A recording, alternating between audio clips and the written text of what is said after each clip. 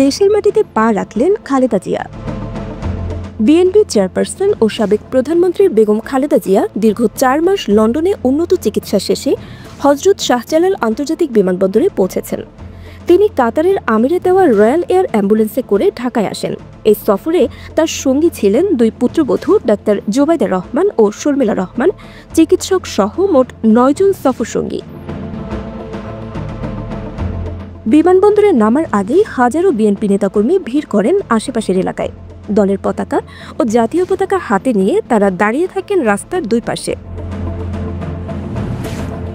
বিমানবন্দরে তাকে স্বাগত জানাতে উপস্থিত ছিলেন বিএনপির মহাসচিব মির্জা ফখরুল ইসলাম আলমগীর, যুগ্ম মহাসচিব শহীদ উদ্দিন চৌধুরী অ্যানি সহ দলের শীর্ষ নেতারা। বিমানবন্দর ত্যাগ করার পর তিনি গুলশানের বাসভবন ফিরোজের উদ্দেশ্যে রওনা হন। সাবেক এই প্রধানমন্ত্রীকে স্বাগত জানাতে সকাল থেকেই বিমানবন্দরে বিএনপি নেতাকর্মীদের ঢল নেমেছে। গুলশানের নিজ বাসভবনে ওঠার কথা রয়েছে বেগম খালেদা জিয়ার। শিফাত রাকাত, লিবার্টি নিউজ।